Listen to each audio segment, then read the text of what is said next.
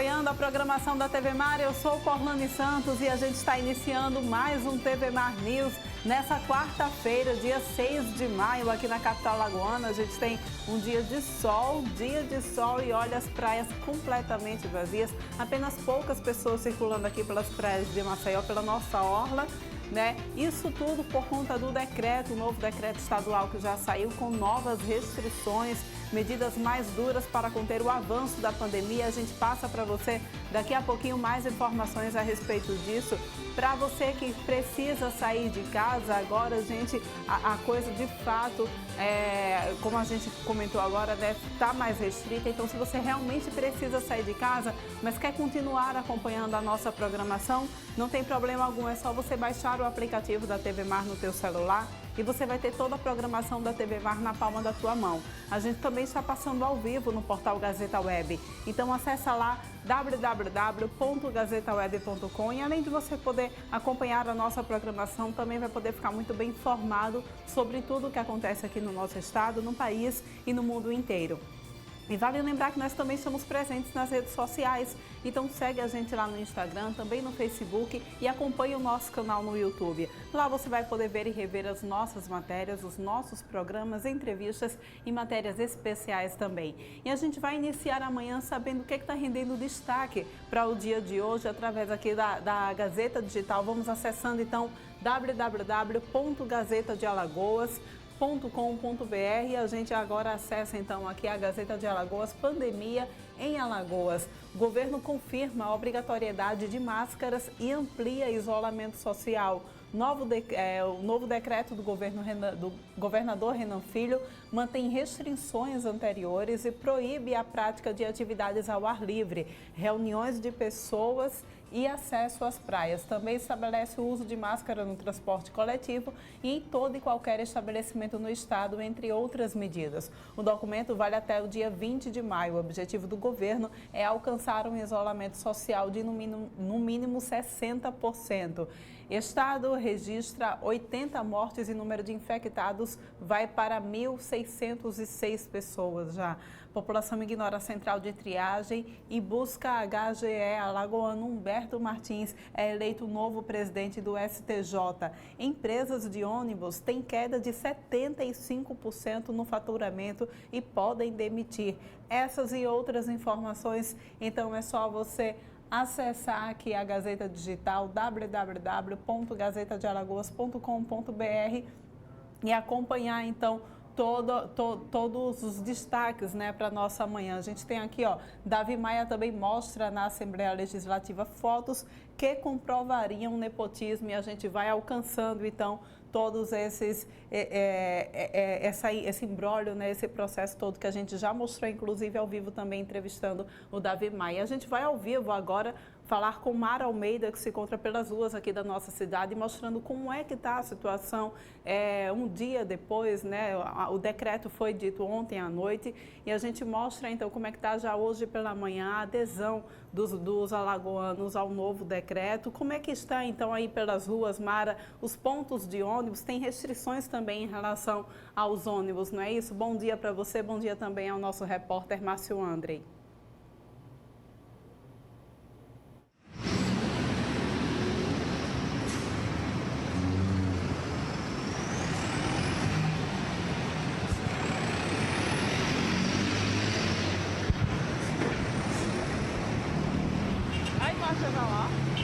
A imagem já está aí. Tivemos um probleminha de conexão, então a gente mostra para vocês agora aqui uma tabela mostrando como é que está a situação do decreto hoje após ontem à noite, que foi quando foi então publicado o decreto. A gente tem aqui, olha só, decreto estadual de emergência válido a partir do dia 6/5/2020 e ele vale então até o dia 20. Olha, o uso de máscaras por qualquer pessoa que precise sair de casa passa a ser obrigatório. Fica permitido o funcionamento dos serviços considerados essenciais, mas com apenas 50% da sua capacidade. O transporte público só poderá rodar com passageiros sentados, devendo respeitar o limite da capacidade de assentos. A fiscalização será feita pela Polícia Militar e a empresa que descumprir pode ser, inclusive, multada. Idosos só poderão utilizar a gratuidade nos transportes públicos se comprovarem que vão para tratamento de saúde. A gente tem também uma outra página para mostrar para vocês. Fica vedado o acesso a praias, calçadões, avenidas, alamedas, beira de rio e a permanência ou prática de qualquer atividade física na orla, em ruas e logradouros públicos. A suspensão das aulas presenciais em todo o estado ficam prorrogadas até o dia 31 de maio. Estado e prefeituras devem fiscalizar as longas filas formadas em agências bancárias. Esse é um problema que, de fato, a gente vai precisar, então, que haja esse trabalho conjunto entre Estado e prefeitura para que a gente veja a efetividade acontecer. Quem for diagnosticado com Covid-19 ou retornar de viagem e não cumprir o isolamento domiciliar de 14 dias, vai responder por crime contra a saúde pública. Então, esses são os principais pontos que a gente tem trazendo para vocês, então, para destacar o que é que muda, né, com esse novo decreto. E a gente vai agora sim, retornando para as ruas com o Mara Almeida, passando para a gente como é que está essas primeiras horas, então, aí, pós-decreto que foi ontem à noite. Mara, volta então com as informações.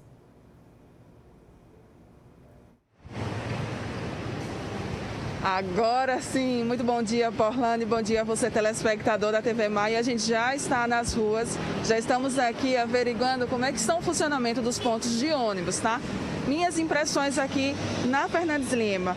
O movimento, o trânsito, especificamente no sentido centro-tabuleiro dos Martins, está tranquilo, está fluindo, tá?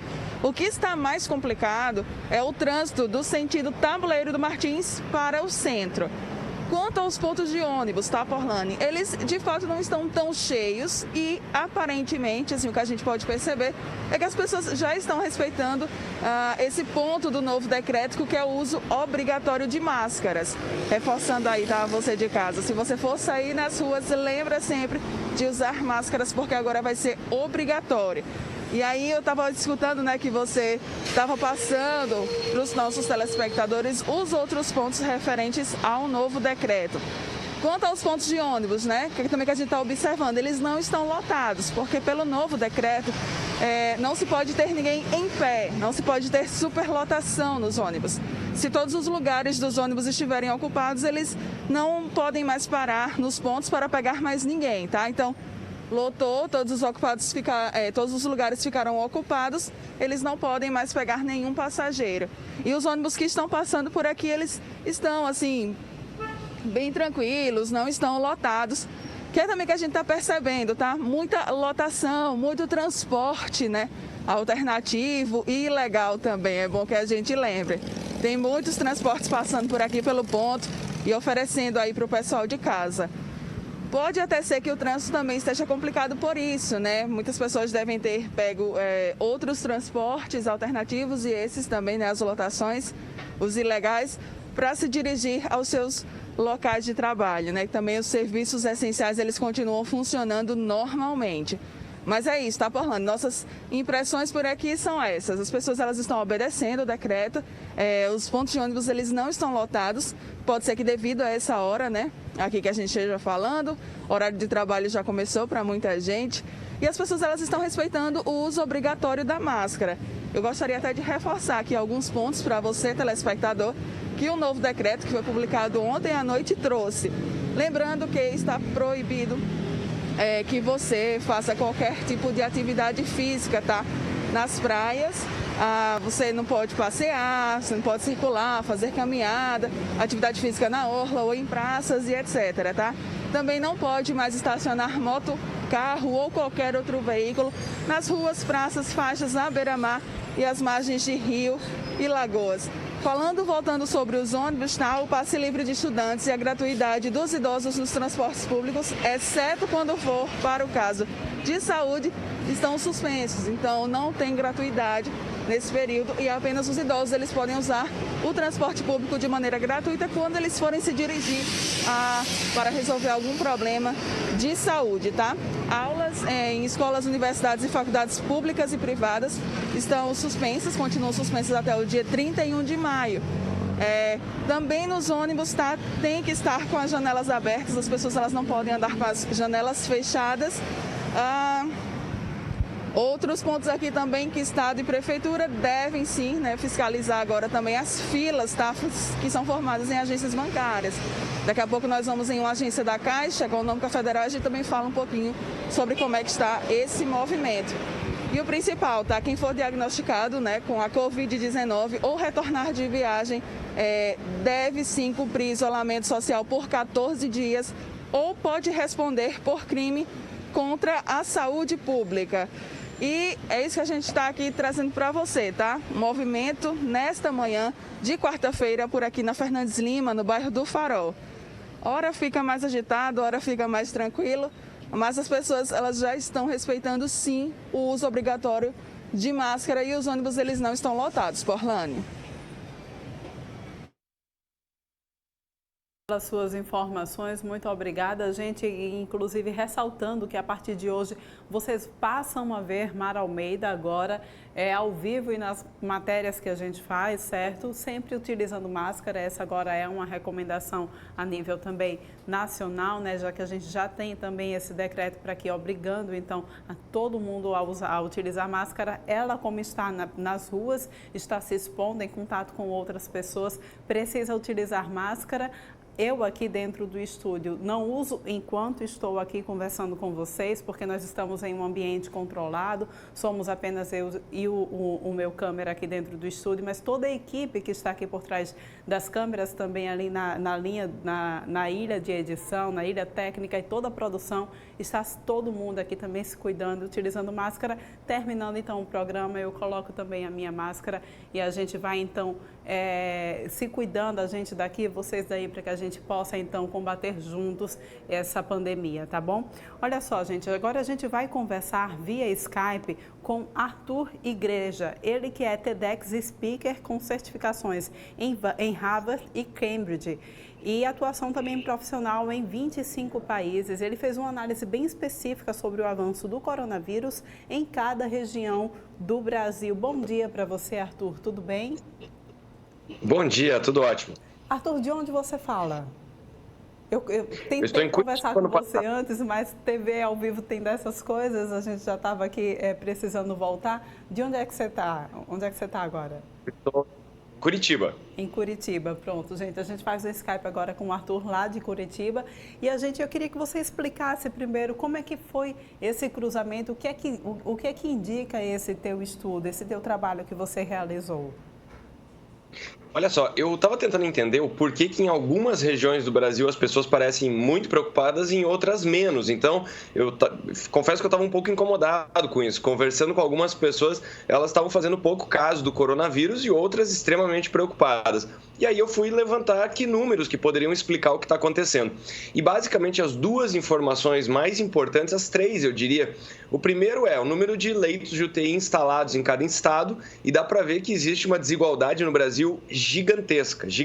Então, cada região é muito diferente. Só para comparar, região norte e nordeste tem por volta de metade da capacidade para cada 100 mil habitantes comparadas com as outras regiões do Brasil. Segunda coisa que me chamou muita atenção é o quesito testes. E aí eu não levei em conta casos confirmados, porque o Brasil tem uma subnotificação gigantesca. Eu levei em conta casos confirmados para testes feitos. Então, por que essa informação é importante?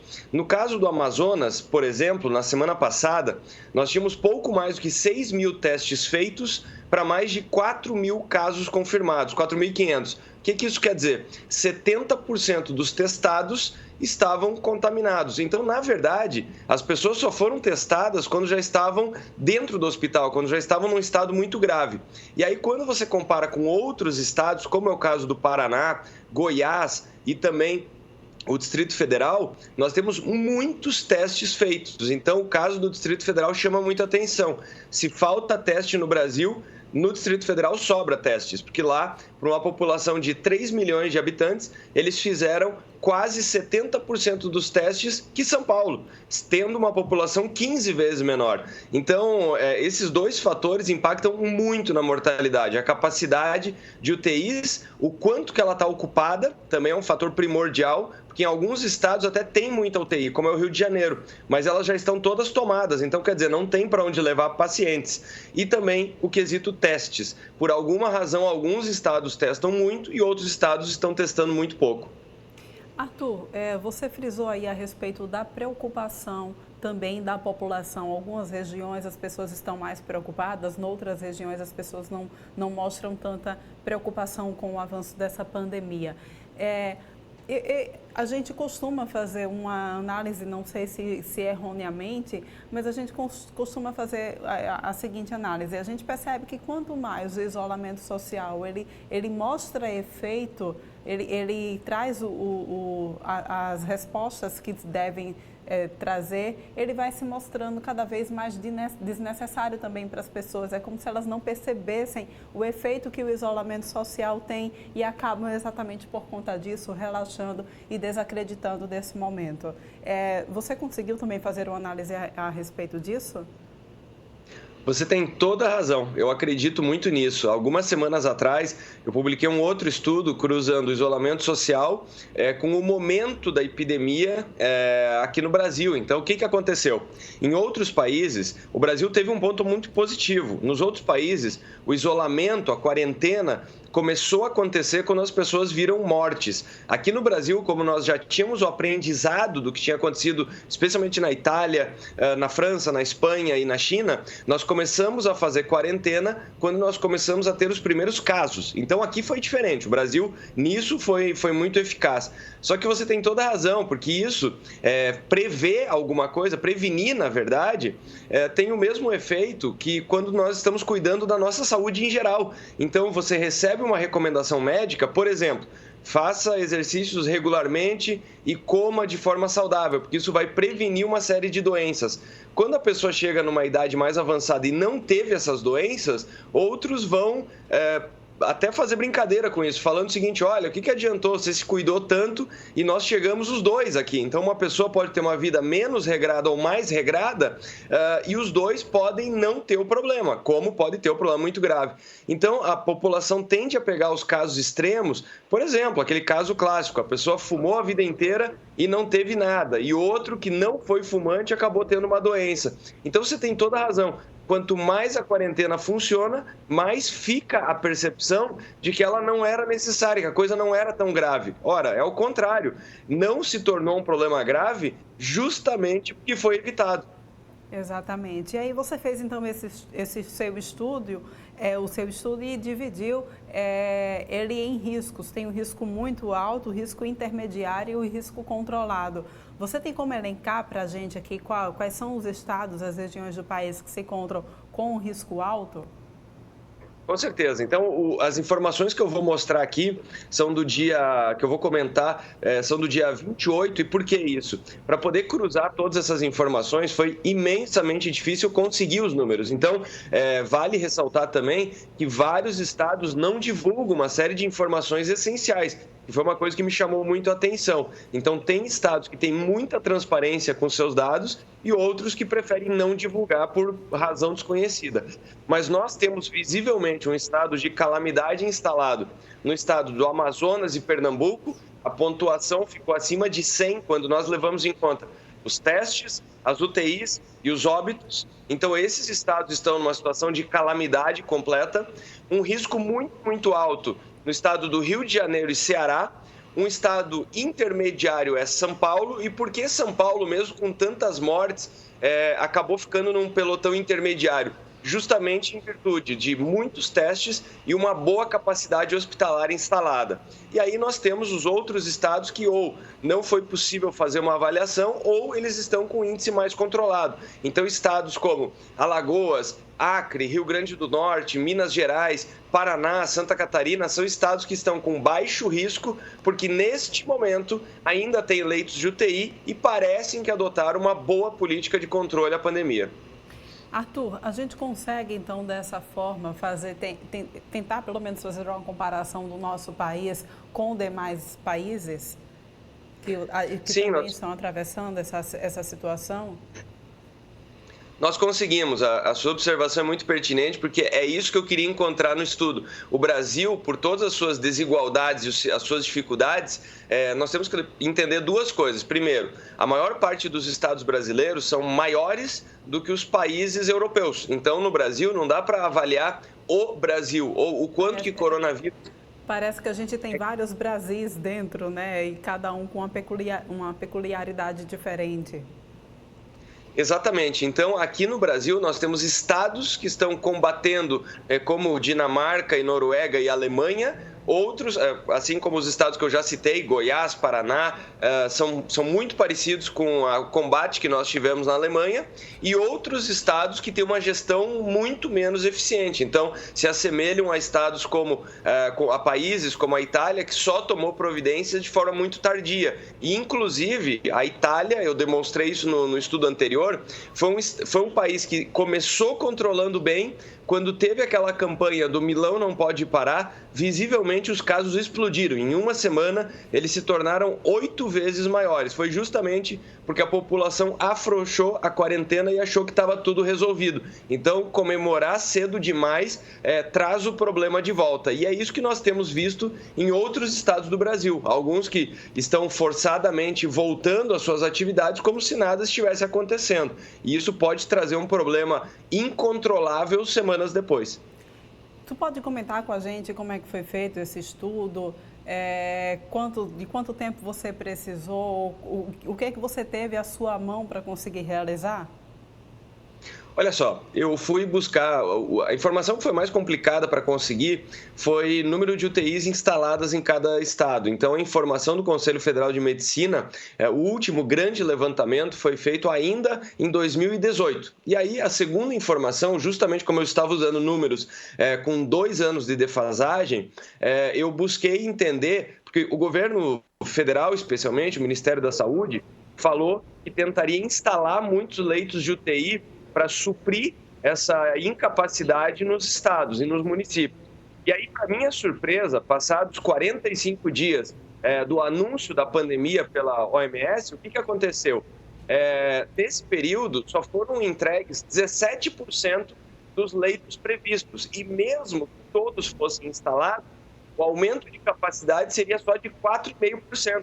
Então, dá para ver que nós estamos tomando, mesmo com os hospitais de campanha, com a instalação de leitos de UTI, nós estamos tomando medidas paliativas. O grande problema é a falta que nós sempre tivemos de leitos de UTI, leitos em geral, no Brasil. Além disso, eu levei em conta as informações publicadas diariamente pelo Ministério da Saúde a respeito de testes. Os testes são divulgados pelos estados e também com relação à capacidade de UTIs. Então, eu usei uma série enorme de informações, me levou por volta de uma semana, mas no final eu queria entender quais indicadores eram os mais relevantes. E aí eu tentei simplificar o estudo ao máximo, chegando nesse indicador de mortalidade no estado, capacidade instalada e percentual de uso das UTIs e também a relação casos confirmados e testes realizados.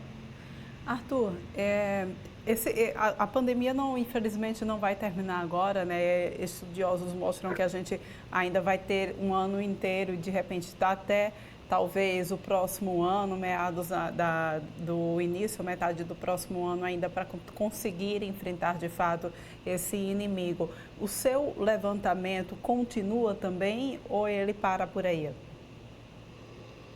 Não, eu não fiz projeções futuras, então o meu estudo é uma fotografia, mas eu estou atualizando essa fotografia a cada semana. Então, entre hoje e amanhã, eu divulgo a nova versão semanal, justamente para tentar emparelhar todos os estados. Como eu falei, muitos estados simplesmente não divulgam as suas informações e outros divulgam com certo atraso. Então, para manter a mesma métrica, para poder fazer essa comparação, eu tenho atualizado uma vez por semana. Mas eu não fiz projeção futura, tem outros modelos que, inclusive, estão levando em conta o que está acontecendo acontecendo no Brasil, mas de toda maneira foi muito interessante obter esses números e fazer esse cruzamento, porque algumas coisas, algumas premissas que nós tínhamos há 45 dias atrás, comprovadamente não se sustentam. Por exemplo, quando a pandemia chegou aqui no Brasil, muitos fizeram uma projeção de que aqui os impactos seriam muito pequenos em virtude do calor, que a doença estava chegando aqui num momento favorável no Brasil. E aí nós temos os principais epicentros justamente em Manaus,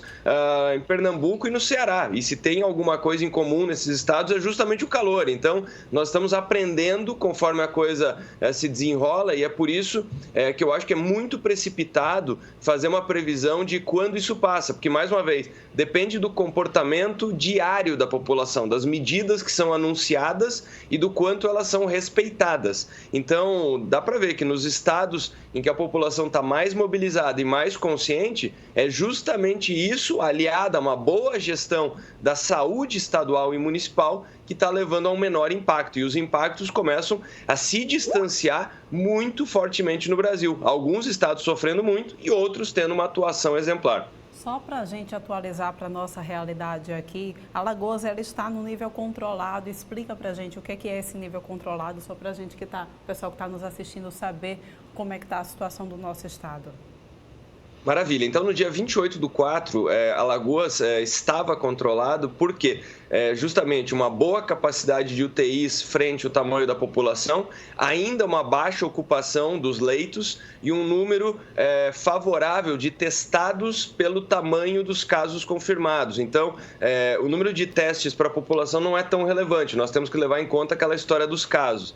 Então, levando em conta esses três fatores e o número de mortes confirmados no estado de Alagoas, o índice era um dos mais baixos do Brasil na última semana. Agora, vale salientar aquilo que eu já falei no passado. Para vários estados, o número total absoluto de UTIs é muito pequeno. Então, por mais que você tenha um índice sob controle num determinado momento, só para dar a dimensão do que eu estou falando. Por que o estado do Maranhão é um dos estados que tem um risco que começa a preocupar muito? Porque tem determinados estados que você pode ter uma baixa taxa de ocupação, mas o número absoluto é bastante pequeno. Então, por exemplo, no caso do Maranhão, são 7 milhões de habitantes, um estado gigantesco, e a capacidade hospitalar é menor do que a cidade de Curitiba, onde eu moro. E perceba que dentro de uma cidade, você consegue remanejar pacientes. Você coloca dentro de uma ambulância e leva de um canto para o outro. Então, levando tudo isso em conta, o cenário que eu encontrei em Alagoas, naquele momento, há uma semana atrás, era um cenário bastante favorável comparado com outras regiões do Brasil. Agora, vale a gente ressaltar que a gente tem, inclusive, aqui uma citação sua, né, uma conclusão de que se vários estados não estão divulgando as informações básicas, pode sinalizar que ou não querem informar porque não convém, ou não têm o número e estão gerindo uma crise às escuras. Eu acho que essa fica, então, a reflexão, né, para a gente fazer e a que a gente leva, então, também para os órgãos públicos, para que a gente tenha um olhar mais atento e haja, então, uma certa fiscalização. Exatamente. Então, eu encerrei esse estudo falando sobre isso, porque tem uma frase que é do mundo da administração, mas vale para qualquer coisa na vida, que você só gerencia aquilo que mede. Então, se você não tem os números, começa justamente um problema de polarização, também política, e quando você vê o conflito, as pessoas estão falando, eu acho. O problema é justamente achar. Nós não podemos achar no meio de algo tão grave. Nós temos que ter números. Então, as duas conclusões são ruins no final. Ou falta transparência para divulgar, para que a população entenda. E é isso que dá para ver no caso dos leitos instalados. Quer dizer, quando a gente vai olhar o número do que foi feito nos últimos 45 dias, e a desculpa que é usada é que faltam respiradores no Brasil, a população faria uma pressão para dizer, então resolva isso. Mas com a falta de números, fica todo mundo perdido, achando que a coisa é grave ou não, e no final nós temos que ter números para poder fazer uma gestão clara e eficiente. Pois é, Arthur, muito obrigada pela tua participação aqui no TV Mar News. Parabéns também pelo trabalho. A gente está, então, aqui com o canal aberto para você, com as futuras atualizações que você vem fazendo desse teu estudo tão interessante, tá? Obrigado, sempre um prazer participar aqui. Gente, a gente conversou aqui com o Arthur Igreja e agora vai atualizar para vocês que está acompanhando aqui a programação do TV Mar News. A gente vai atualizar então como é que está a situação do nosso estado aqui, de acordo com o boletim atualizado com a data de hoje. Nós temos 1.605 casos confirmados, 376 casos recuperados, 1.038 casos suspeitos e chegamos aí ao número de 80 óbitos confirmados aqui no nosso estado. A nível nacional, a gente mostra também aqui para vocês como é que está a situação do nosso país, levando, é claro, depois dessa conversa, né, tão interessante que a gente teve com o Arthur, levando em consideração todas essas questões que a gente ponderou aqui, são 114.715 casos confirmados e 7.921 óbitos confirmados, gente. Daqui a pouquinho, infelizmente, a gente atinge, então, o número de 8.000 óbitos muito rápido. No Brasil, em 24 horas, foram confirmadas mais de 600 mortes. É o maior aumento diário no total de mortes desde o começo da pandemia. Em todo o país, 48.221 pacientes já estão recuperados da Covid-19, o que significa 40% dos infectados. Então, uma boa notícia em meio a tudo isso. O Conselho de Médicos e Especialistas que acompanham a atuação do Estado do Rio de Janeiro emitiu um documento recomendando o lockdown, ou seja, o bloqueio total do Estado com a proibição da circulação de pessoas e carros. A fonte aqui é do Ministério da Saúde, como a gente sempre vem frisando para vocês, alimentada por cada Secretaria Estadual de Saúde. Com essas informações, a gente vai para um rápido intervalo, mas volta daqui a pouquinho, não sai daí.